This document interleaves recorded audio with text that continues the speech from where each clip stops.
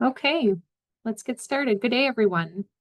Thank you for joining us for today's webinar on NOVONIX's innovative cathode synthesis technology. My name is Lori McLeod, and I am the president of NOVONIX Battery Technology Solutions based in Nova Scotia, Canada.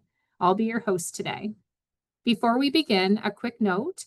Today's session is being recorded, and we will send a link to the recording tomorrow. If you have questions during the presentation, please drop them in the Q&A box at the bottom of your screen. We'll have a Q&A session at the end where we'll answer as many of the questions as we can. Over the past 5 years, NOVONIX has been at the forefront of developing alternative methods for synthesizing NMC cathode powders. Our portfolio of patents is designed to reduce production costs while maintaining high performance, and these foundational patents are now being granted across major global jurisdictions, reinforcing our position in the battery materials landscape. In today's seminar, we'll review NOVONIX's core intellectual property, provide an overview of our all-dry, zero-waste synthesis process, and highlight recent case studies across various NMC chemistries. You'll see how our innovations are shaping the future of battery materials and supporting the development of next-generation technologies. Our presenter today is Dr. Mark MacArthur. Mark is the Director of Cathode Technology at NOVONIX, where he and his team focus on discovering and developing materials and production methods for the energy storage ecosystem. Since 2020, Dr. MacArthur has led the NOVONIX cathode materials team in developing and scaling its patented all-dry, zero-waste cathode synthesis technology, which aims to significantly reduce the costs and environmental impact of nickel-based cathode production. Mark completed his PhD in chemical engineering at McGill University on energy storage materials and his MSc in physics at Dalhousie University under the supervision of Professor Jeff Don. Prior to joining NOVONIX, Dr. MacArthur worked at Tesla Canada, where he evaluated new lithium-ion battery materials and technologies for the EV and ESS sectors. With that, I'm going to turn it over to Mark to take us through today's topic.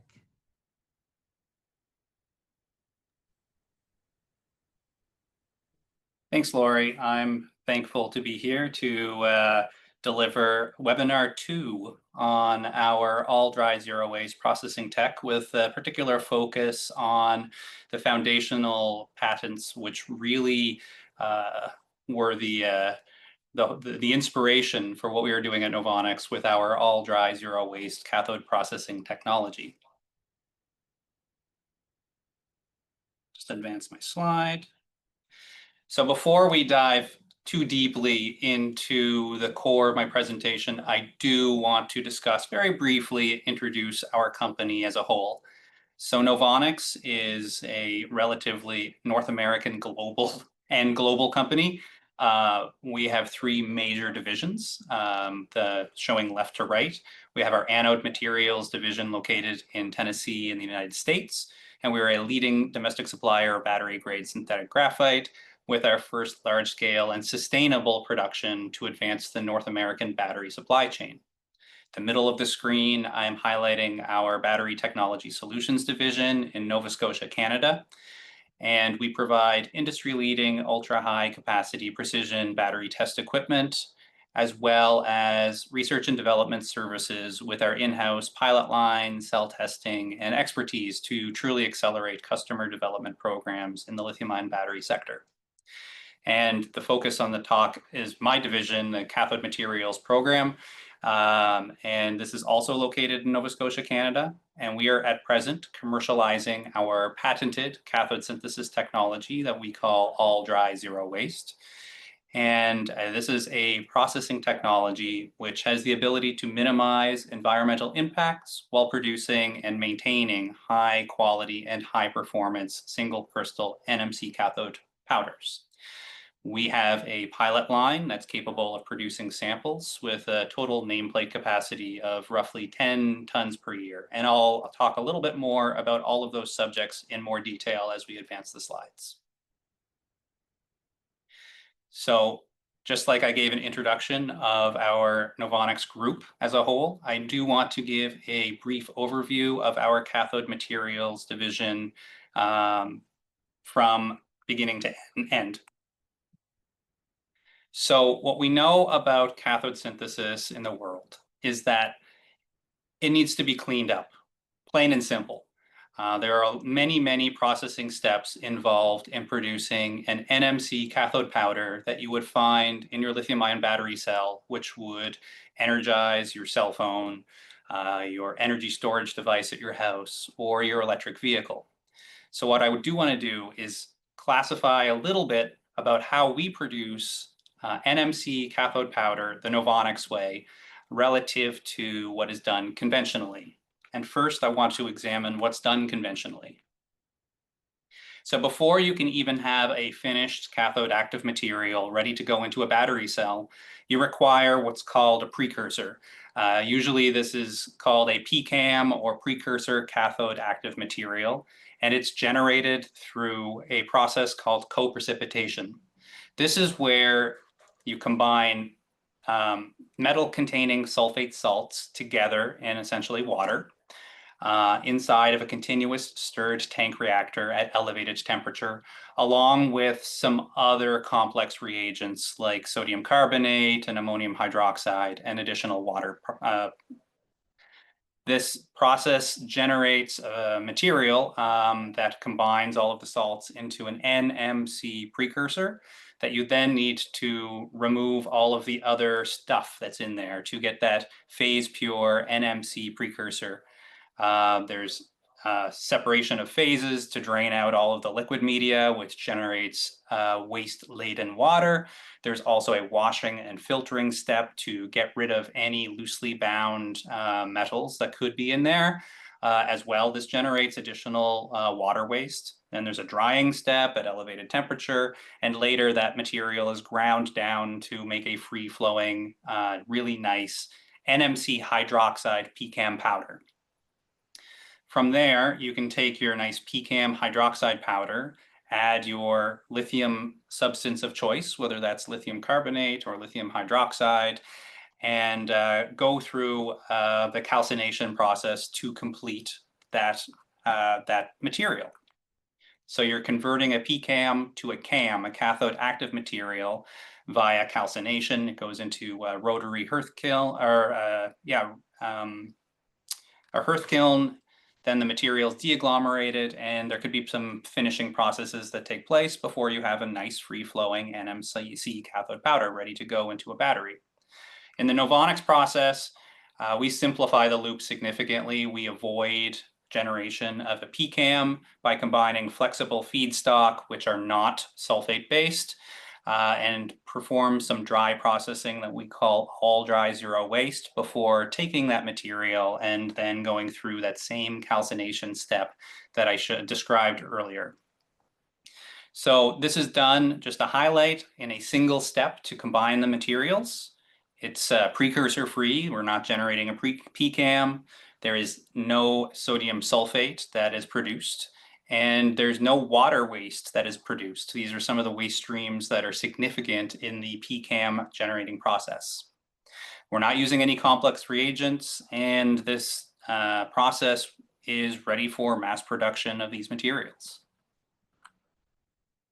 So why would anybody really want to go about producing cathode powder in a completely dry state? Well, there are numerous benefits to actually using the NOVONIX all dry zero waste cathode synthesis process, and these are outlined on this slide here. There's an economic advantage to generating cathode powder via all dry processes. The capital intensity to produce an all dry cathode active material is significantly lowered relative to a wet or conventional process by roughly 30%. The operations of a cathode material factory is lowered by roughly 50%, really because you're cutting out that entire PCAM step. All of that equipment is unneeded. You really don't need that plant. Instead, you can combine material quite simply and elegantly and cook that into a finished cathode active material. So you have fewer unit operating costs, or fewer unit operations, leading to lower labor costs, low to no processing reagents required, lower power consumption, really because you're cutting out a lot of the equipment steps. And on the environmental side, you have huge gains relative to what's done conventionally. Your power consumption of your facility is roughly 27% lower, and that leads to exactly 27% lower direct CO2 intensity. There's lower water usages for your facility, and you're really eliminating the production of a variety of waste streams, primarily sodium sulfate, as well as water waste streams. And because we are avoiding co-precipitation, we do not need any ammonia capture at the end of the day because we are not using ammonium hydroxide in the process anywhere. So it improves the health and safety of the process significantly. Now, these aren't just our numbers. We had a process engineering study conducted with our partner Hatch, and these are the estimates that they provided for us when you compare a conventionally made cathode active material relative to an all dry zero waste cathode active material. So, as Lori said, we've been developing all dry zero waste processing technology since 2020. In 2023, we commissioned our pilot demonstration facility with a nameplate capacity of 10 tons per year to really demonstrate relevancy and scalability of our technology. The left-hand side of the screen, I'm showing two large pieces of equipment in our facility. And the top, I'm showing a 13.5-meter roller hearth kiln. And on the bottom part of the screen, I'm showing the 70 kilo per hour jet mill, which is housed within our 110 square meter dry room, really to demonstrate that the process works at scale. We're not just talking about lab scale here. And we use the demonstration facility to sample materials to a variety of tier one materials producers, cell manufacturers, and OEMs to show that all dry generated cathode really does perform as well as what is done conventionally. So our commercialization plan is around what we're doing at scale to demonstrate that the process works, as well as the intellectual property that we are generating is strong. We're really building on successes to accelerate commercialization by aligning our technology to what we're seeing in the global market, as well as really targeting a technology licensing route together with joint ventures through our partners. And we're always striking up strategic development partnerships to demonstrate that the technology works and is an actual scalable, licensable technology. So I do want to touch on one very important aspect of what I just mentioned. So IP protection for us going down the licensing route is incredibly important for our commercialization strategy. So as I said, the pilot facility demonstrates that the process works at scale. However, we need to stand behind strong IP for our technology to be licensable and to forge high quality partnerships. So with that, we have been granted foundational cathode synthesis patents for two families of patents, and I'm listing them in the screen below. In Japan, two in the United States, as well as two in Europe. And my expectation is that there will be additional allowances over the next 6 to 12 months to really bolster our IP position globally. So these two families of patents are really what I want to dive into in the next remaining 10 or so slides. Prior to getting too deep, though, I do want to sidetrack a little bit to illustrate what the typical patenting process really looks like for these types of endeavors. So a single patent application, when you're starting at the very beginning, can be thought of as a family, with a family tree that I'm showing on the right-hand side of the slide. So the first step is, before getting an invention patented, is to file a provisional patent application in your jurisdiction of choice. After roughly 12 months, you have a choice to make. Either you convert that provisional application and have it be examined in a variety of jurisdictions of your choosing, or you go to what's called a PCT phase, or Patent Cooperation Treaty, where the jurisdictions that you're interested in really subscribe to that PCT. And it takes a little bit longer, but it's much more efficient in terms of cost to go that route. And you get bigger impact if you're only interested in going into jurisdictions that are covered by that PCT. This is what we generally prefer because of the easy access to a variety of different high quality jurisdictions, like I'm illustrating on the right-hand side of Canada, Europe, United States, China, Japan, and South Korea.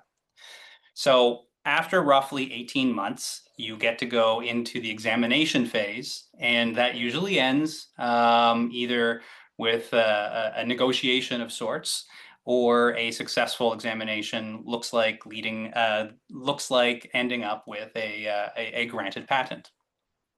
There are other additions we can make to this family tree, but those are largely outside the scope of the current discussion. And yeah, the colors on the right-hand side of the screen here are just showing what we currently have granted in blue and some of examples of jurisdictions where we're currently under examination. The reason I labeled the slide as counting patents is it's important to be very careful around, or at least understanding and appreciating where total patents actually come from. If I say that I have 15 total granted patents, but I'm showing only 5, for example, jurisdictions in which those patents are coming from for each family, then there's probably only 3 families of patents in there, 3 unique original provisional applications. So 3 times 5 is 15. So you can easily say you have 15 patents, but really you only started with 3 unique families of patents from those 3 unique provisional applications. So that's just something to keep in mind. So let's dive into what I say as, or what I call foundational patents for our all dry zero waste process. So this image should look familiar. This is the co-precipitation process to make conventional ternary precursor cathode active material, where you combine a variety of raw materials, which are primarily in the sulfate phase. I'm showing some beakers of cobalt, manganese, and nickel sulfate materials. And at the end of the day, your goal is to make a hydroxide-based PCAM. And that is the SEM image on the lower left of the slide. Very interesting structure of a material. And this is what it was widely accepted by the industry to use. So why was this style hydroxide-based precursor utilized and favored in the industry? Well, it's a simple way of ensuring that all the constituent metals, the nickel, the manganese, and the cobalt, when you actually calcine the material and convert that PCAM to a CAM, are equally distributed within the powders. So I'm showing an EDX spectra of exactly that, the contributions of nickel, manganese, and cobalt. You can think of this as a heat map, and there are no hotspots. Everything is more or less uniform. Now, if you take oxide-based materials and combine them any way you want, and then heat them up, you may not get the NMC that you really are trying to achieve. If you don't mix and heat correctly, you are going to end up with hotspots or localized islands of nickel, manganese, and cobalt. And that's exactly what I'm showing in this solid state produced NMC 622 material. You end up, if you do the overlay, have hotspots of poorly distributed metals. So we say that's poor intraparticle homogeneity, and that's leading to strain within the particle. That really leads to poor mechanical and electrochemical performance of that material. And for that reason, all dry ternary cathode synthesis methods that were early done in the early days were abandoned because you could not combine the material well enough. So our first foundational patent family is entitled Lithium Transition Metal Oxide Precursor Particulates and Methods. And we teach in this patent that you can take metal-containing compounds of nickel, manganese, cobalt, and these could be oxides, hydroxides, carbonates, and subject them to high-impact milling, whether that's high-energy ball milling in a specs mill or roller milling. you can combine those materials effectively to produce and generate precursor particulates that have the chemical formula on the right-hand side. They contain some nickel, some manganese, some cobalt, and optionally added dopants A or lithium. And this is pretty much the where you're going with that first patent family, is really teaching towards combining metal compounds to produce an oxide-based pCAM. Now, our process, generally speaking, is precursor free. So this is a little different right away. However, you can still learn a lot by looking at these oxide-based pCAM materials. And I do want to walk through a quick case study here of what you can do with these oxide-based pCAM materials. So in the left-hand side of the screen, I'm showing NMC 622 oxide pCAM that was produced either by roller jar milling for 1 week long, or in the lower part of the left-hand side of the screen, NMC 622 oxide precursor that was produced by high energy ball milling for 1 hour. In both cases, the structures are different. So from roller jar milling, we get one single phase rock salt oxide-based precursor resultant. And in the ball milling case for 1 hour, we have multiple phases. We still have primarily that rock salt phase, but we also have some manganese and cobalt in there as well. The resultant morphology of the material in both cases look pretty similar. They look what you're seeing in the center of your screen, which is this really granular kind of structure that is very small. You can still, nonetheless, heat with lithium carbonate and produce a finished cathode active material, and the morphology of those are on the right-hand side of the screen. You'll notice that we're producing still these beautiful single crystal NMC 622 materials, regardless of the process, whether that was jar milling for 1 week or ball milling for 1 hour. So I do want to explore a little bit more that 1 hour process in the next slide, just to demonstrate that really the material, even though it's multi-phase, can still produce some pretty compelling cathode active materials.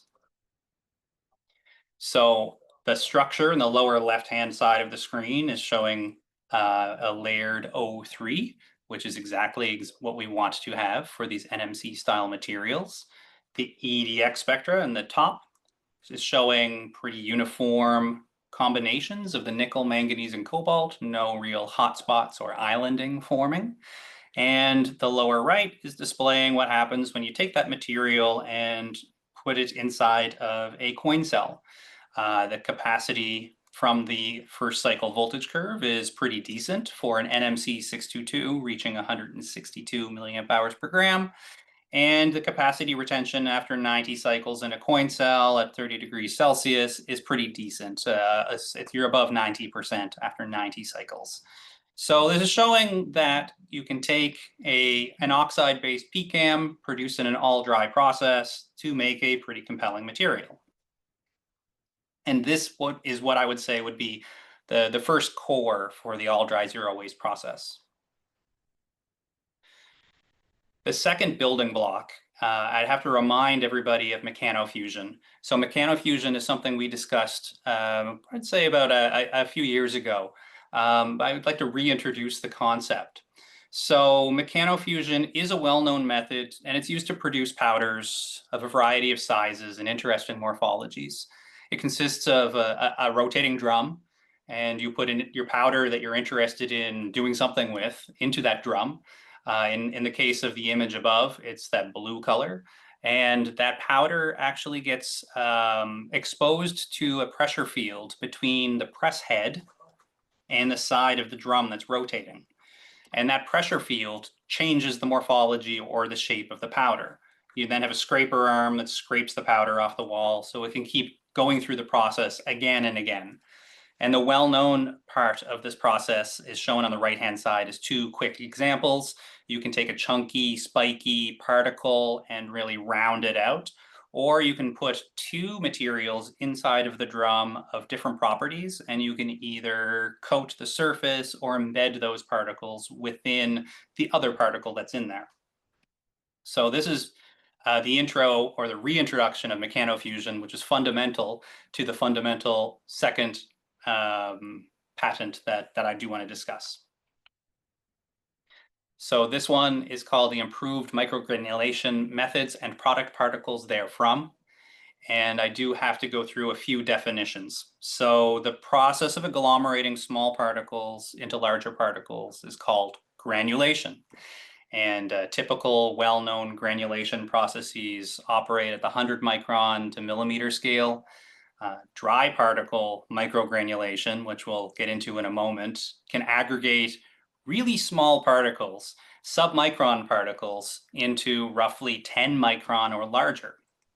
And it's done in a completely dry state with templating particles. So if you put all of those bolded words together, what you end up with going from the lowest bold to the top, dry particle microgranulation. So this is exactly where DPMG comes from. The right-hand side of the slide shows the DPMG process pictorially. You have a template particle in yellow, which is combined with your submicron raw material that you want to modify. That gets thrown into your mechanofusion device. Your powder of interest changes either morphology, size, and it granulates. And you can classify out the template particles to find your resultant product particles. So that's what the second foundational patent is really all about. It's a lossless process. And this slide illustrates a case study that the type of material that you can generate by DPMG. So initially, we're combining the first foundational patent with the second to conduct some ball milling to make an oxide-based PCAM material. So we're combining, in this example, nickel oxide, manganese oxide, and cobalt oxide in a ratio of 1:1:1. The material that comes out of the ball mill is quite small. It looks quite fine in nature, so it's a perfect candidate to apply DPMG. So in the center of the screen, you can see SEM images of the templating particles that were used, in addition to the type of the oxide PCAM that we want to granulate. So, and then the result of that is shown on the right-hand side of the slide. The morphology of the DPMG NMC 1:1:1 oxide precursor powder with an interesting morphology. And that powder could be heated with lithium carbonate to produce an NMC 1:1:1 cathode active material. And this is done with zero material losses. It's truly a lossless, waste-free process. But does the material perform very well? So this slide illustrates some properties of that material that was produced on the previous slide. From left to right, you can see the X-ray powder pattern displaying a layered O3 structure, a voltage curve in the center when that material is constructed into a coin half cell and cycled to 4.2 volts, and then the cycle performance curve on the right-hand side. And we can see from the electrochemical performance data is that the material looks pretty good as a first pass, and it can be further enhanced by adding additional finishing processes. But this is pretty good as a first pass, and the material that was made via DPMG performs pretty well. So what I've laid out for you today is two foundational patents from which we have built upon the NOVONIX all dry zero waste process. And I want to go into the next couple slides to really discuss how we were influenced by those foundational patents in what we developed here at NOVONIX. So the left-hand side of the screen shows a very simple process flow of what we do to produce an NMC cathode powder with single crystal morphology. Let's talk about the first foundational patent that we discussed, which was the combination of different materials to make that oxide-based PCAM. So we took that process and really built upon it to either improve process flexibility or efficiency. What we changed was, instead of doing a two-step oxide then conversion into a CAM material, we just combined all the material in a single step. We eliminated the jar mill and the ball milling step to really ensure we are using scalable equipment. And we are reducing the processing time as much as we possibly can. So you can see on the slide there, we are much less than 1 week of processing and even much less than 1 hour of processing to really ensure homogeneity of our nickel, manganese, and cobalt powders that we are combining. The process, like I said, is precursor free. We are not making an oxide precursor and then lithiating that. We combine the materials entirely in a single step with lithium as well as our optional doping material. And we've really expanded upon the feedstock selection from what we really were interested in initially, which was oxides, hydroxides, and carbonates. So the use of metals is possible, among others. This is the major improvement we have made to really put into practice the all dry zero waste process. Let's talk a little bit about DPMG. Where does that come into play? So on the left-hand side of the slide, you can see the word fines. So fines are very small, possibly rejected powders that didn't make it through the dry process or even through shaping are generated.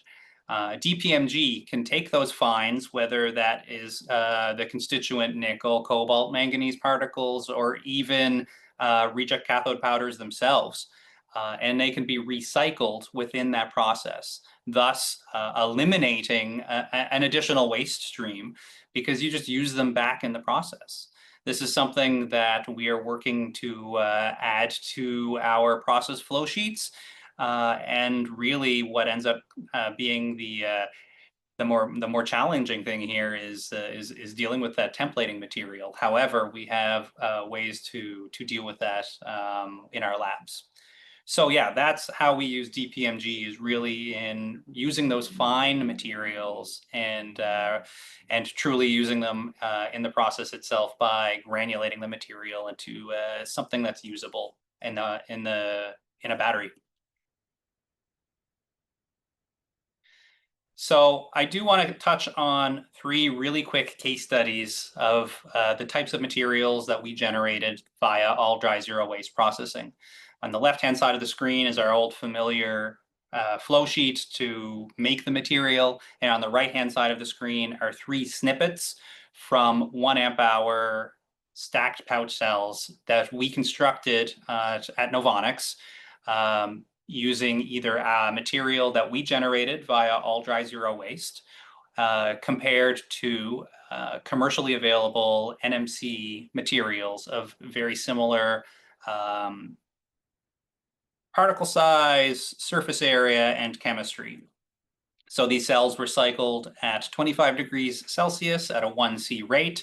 The materials in question are NMC 631, top left, NMC 811 in the middle, and NMC 955 in the lower right. And what you can see across the board is materials that are generated by all dry zero waste. They either outperform the commercial reference, they either perform just as well as the commercial reference, or they perform pretty competitively to the commercial reference. So this is actually very interesting to us, and with further application of all dry zero waste and combining that with our finishing process to apply different surface coatings and dopants, we expect that the competitiveness of certain chemistries can be improved significantly. So what we've discussed today is that I've shown that we have proven performance and scalability of our process. I've shown that we have a strong IP position and a competitive advantage relative to other processes that are out there. And we continue to build upon our strong technology footprint to incorporate different fundamental processes as building blocks into the all dry zero waste process. We're protected by patents and trade secrets, and we offer our partners a defensible market position and clear differentiation from their competitors. So yeah, we have a high market demand and versatile applications for all dry zero waste processes. And because of that, we're happy to speak with anyone who may be interested in what we're working on. So this is the last bullet that I have here. Feel free to ask me any questions or about how to partner with us to really bring this breakthrough cathode synthesis technology to the market. So thanks very much. And I guess I'll throw it back to Lori for the Q&A session. Thanks so much, Mark. I've got quite a few questions, so we'll just dive right in.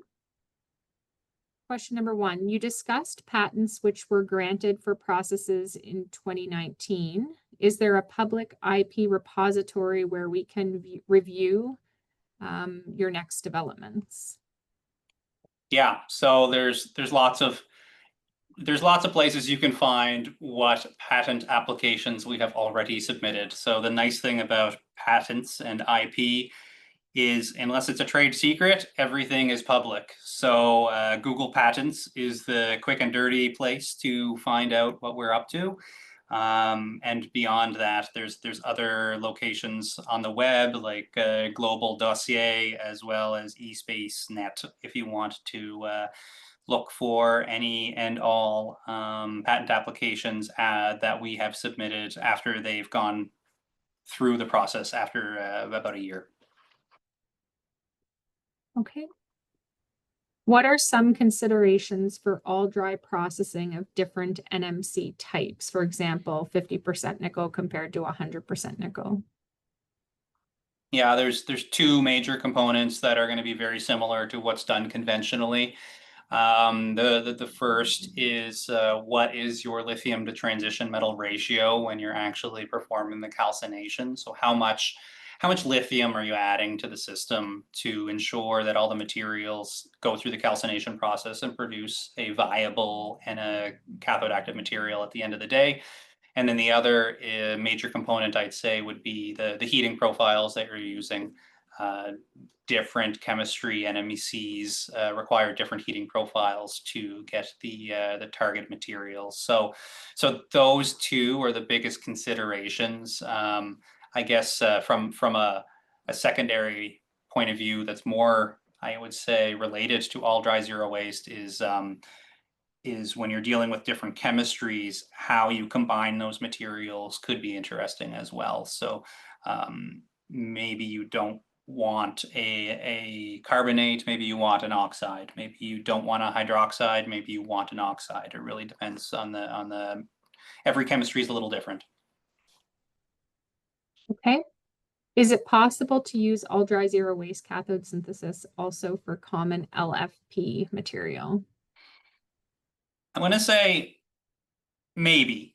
So we have some activities around LFP and producing LFP in an all dry state. However, after having said that, I would say that that is still at the lab scale rather than the pilot. So for us, our major focus has been on the ternary NMC style materials. Not to say that we will never do LFP. Right now, our focus is primarily just NMC. Okay, thank you. Is this process essentially a solid state reaction with oxides as the inputs? So we like a variety of different feed materials. Oxides are one of them. And it's an all dry process that combines all the material together as discrete powders.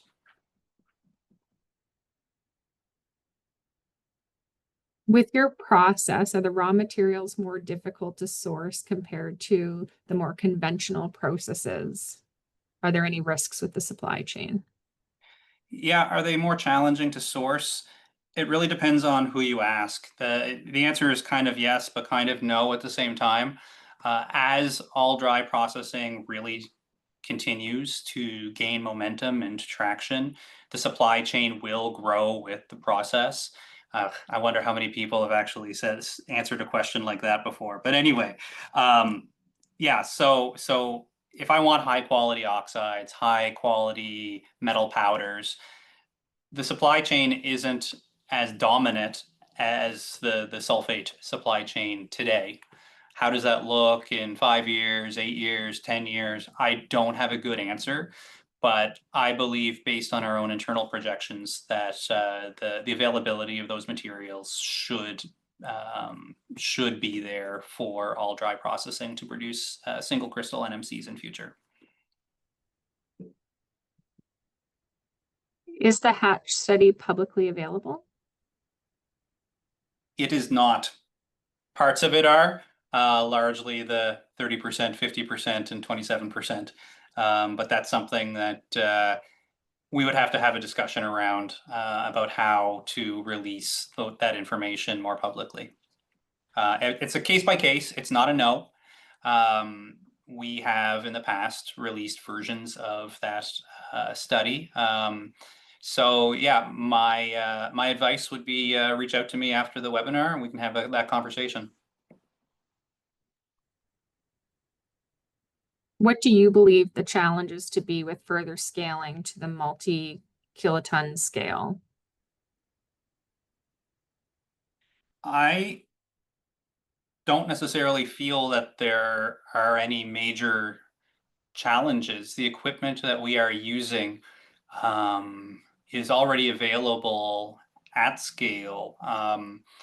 We are using small scaled down versions of all of the pieces of equipment that would be utilized to convert the raw feed materials into that cathode active material. So yeah, I would say that we're ready to demonstrate full scale. It's just we need the partner to really show them how to use it. This is a bit of a longer question.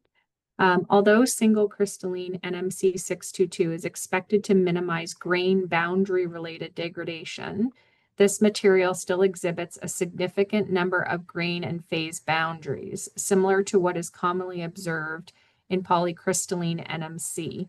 These boundaries are known initiation sites for cracking and gas generation, which compromise cell integrity and safety. Given this, how do you anticipate that this single crystal form, with its evident boundary density, will offer improved resistance to cracking and gassing and thereby deliver meaningful safety advantages? That's quite the question. Yeah, so it's very general because NMC 622, whether you're producing single crystal via all dry zero waste or via conventional hydroxide-based PCAM to CAM, is going to undergo the same kind of issues. The materials themselves are functionally the same. Single crystal seems to be where a lot of the market momentum is really going. It's no surprise given some recent articles about the so-called 1,000,000-mile or 2,000,000-mile battery is really utilizing single crystal NMC. You're going to have issues with every material, but based off of what's available to the public, single crystal NMC, whether it's 622, 811, etc., overall has improvements over lifetime energy density. Sorry, not energy density, but lifetime for sure, and side reactions are minimized. So you end up getting a safer material. I don't want to dig too much into the fundamentals right now, but we can have a chat about it after. Thank you.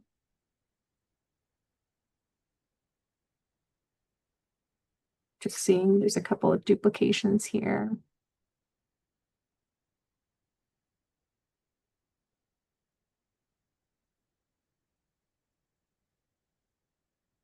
What is the tap density of the all dry processed NMC materials?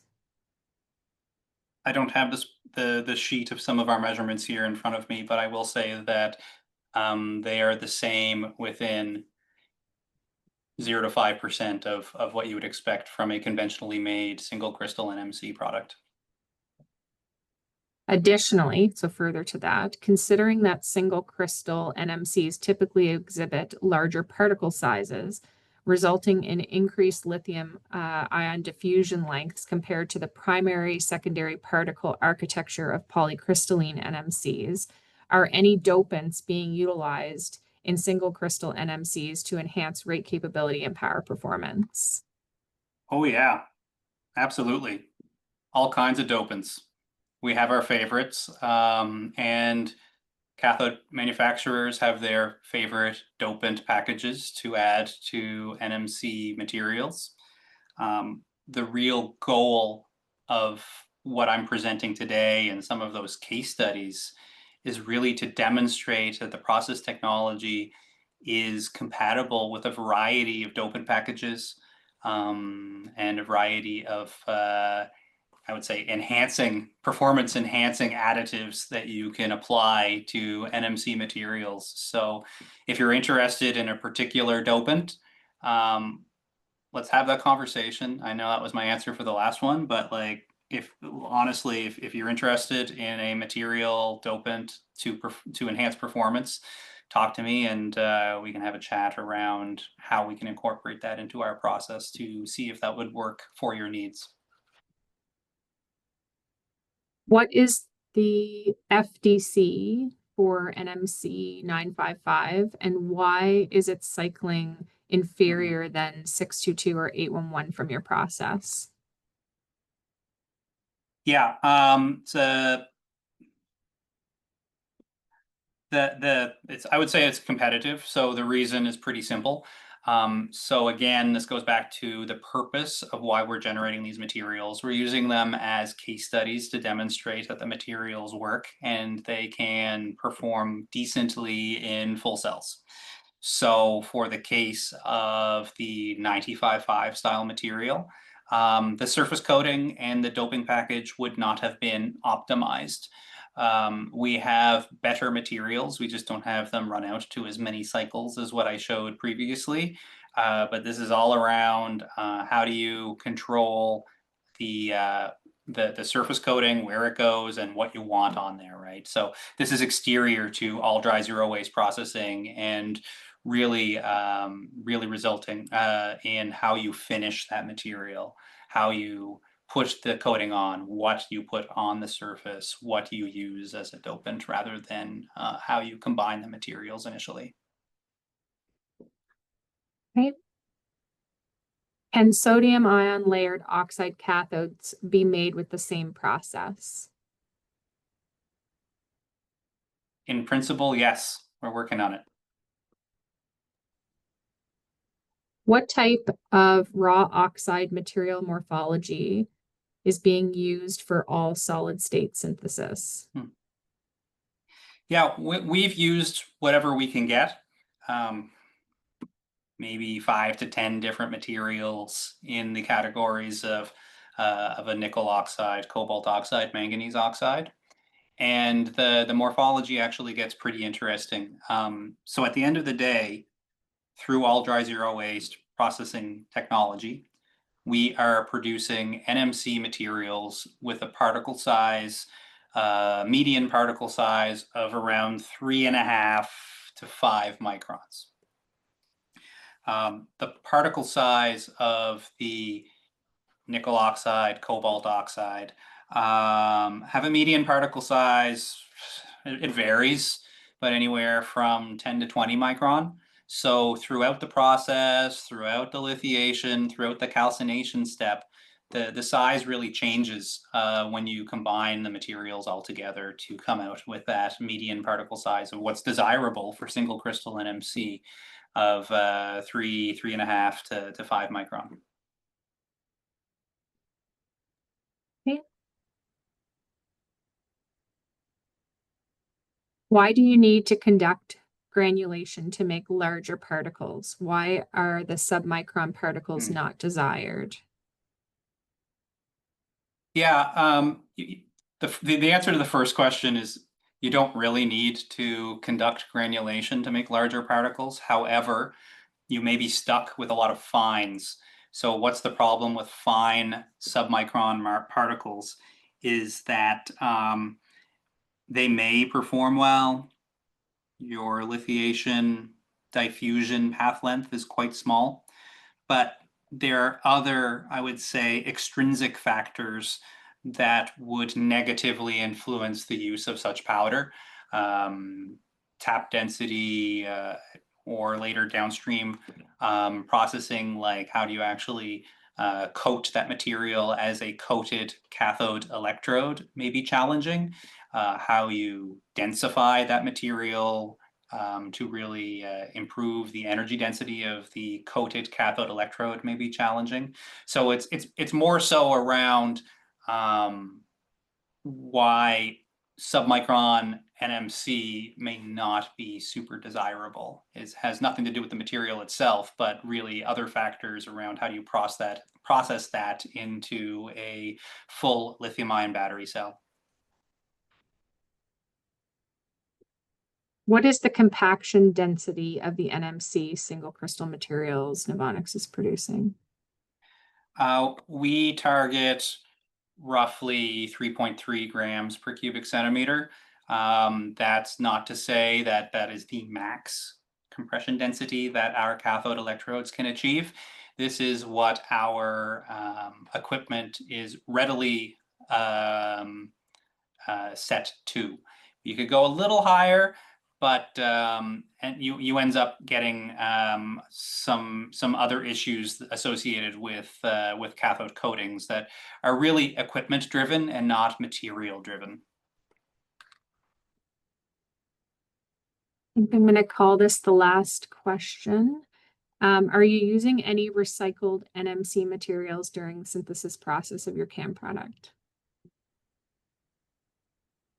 Yeah, so we have a few work streams with some upstream partners, in particular Iconicam, and we are working with them on just that, incorporating recycled, at least raw NMC feed materials in our process to demonstrate that you can actually use that material and generate a cathode active material with it. So yeah. Perfect. Thanks so much, Mark. And thanks to everyone who joined us today and shared your questions during the Q&A. We hope you found this session informative. As a reminder, we're going to send out a link to the recording tomorrow. If you're interested in a deeper dive into our all dry zero waste cathode synthesis process, you can watch our previous webinar where we introduced the process, its cost and environmental advantages, and demonstrated how NMC made using our process behaves competitively to more conventionally made cathode powders. We will also be hosting a new webinar in December on cell types and cell assembly processes. Our cell R&D manager, Dr. Andrew Van Bommel, will be presenting on the differences between common formats, the challenges of electrode stacking and winding, and how assembly precision and quality control impact electrochemical performance and lifetime. So stay tuned. You can find these webinars on our website, and we will share the link to them in the email tomorrow as well. To stay up to date on future webinars, research, and services, you can also follow us on LinkedIn at NOVONIX.